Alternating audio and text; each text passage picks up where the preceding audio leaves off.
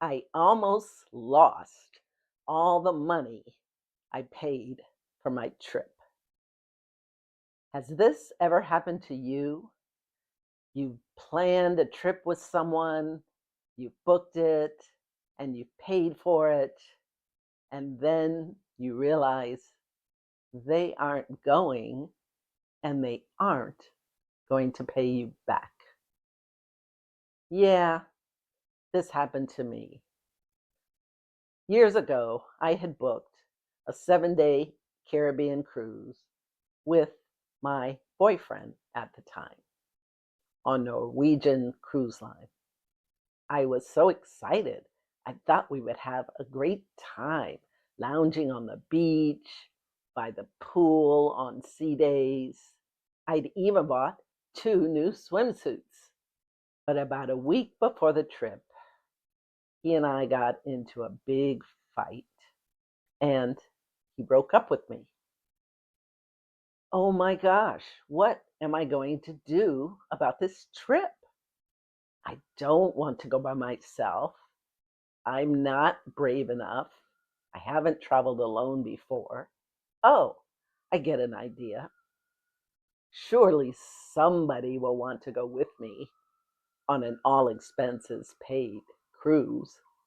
I call around, I ask friends, I even offered to pay for the airfare to Florida to catch the ship. No takers.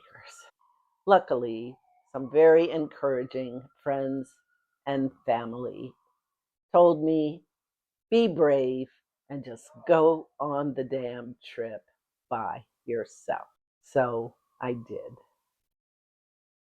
Got there, everything's going smoothly. I'm settled into my room.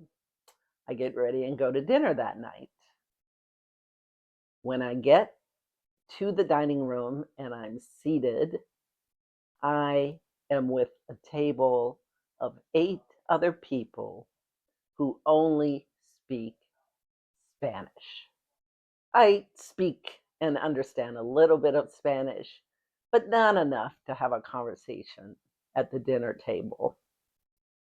And back then, this was when cruises assigned you a set dining time and a set dining table for the entire cruise.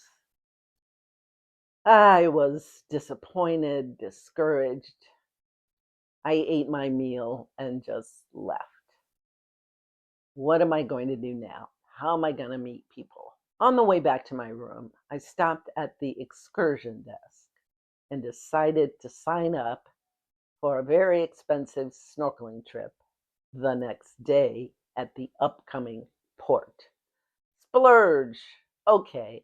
Besides, I like sailing and the rum punches sounded pretty good. Maybe I'll meet somebody on the snorkel trip. The next day, I get off the ship, I get on the snorkel boat, and a pleasant surprise. I see 2 women, looks like they're traveling together, about my age, and one of them is black. The other one is white. I think, okay, I'll go sit next to them and maybe they'll talk to me once they see that I'm traveling alone. And they did. And that's how I met Laura and Eva. When I told them my story, they said they were adopting me for the rest of this trip. That night, Laura got me switched over from the table with the Spanish people to their table with a group of people that I could have a conversation with. I'm happy now. I've made friends. It's going to be okay. And guess what I didn't tell you earlier? I was celebrating my birthday on this trip. The day of my birthday, I went out to a beach resort. I got a day pass. We were in St. Lucia. I lounged on the beach. I drank pina coladas. I meditated and regrouped. And then when I got back on the ship that evening, I celebrated with Laura and Eva and many other new friends. It was the best birthday.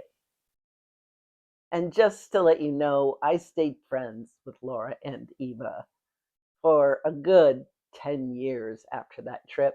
I went to visit them every time I was in Washington, D.C. When people found out I was traveling alone, which wasn't done so much back then, I shared my "I just got dumped" story, and it resulted in a lot of free drinks and a lot of "you're a badass" comments. Now I'm retired and I'm an old pro at traveling solo, but not alone. Are you retired and ready to travel, but you're afraid? Are you waiting on a boyfriend, girlfriend, husband, wife, BFF, somebody to go with you? Stop waiting. You can do it. Go on the trip. And if you're really nervous about traveling alone, why don't you bring along a sidekick? Ed the Explorer makes friends everywhere he goes. Drop me a comment and tell me about a birthday trip that you took. Thanks for watching.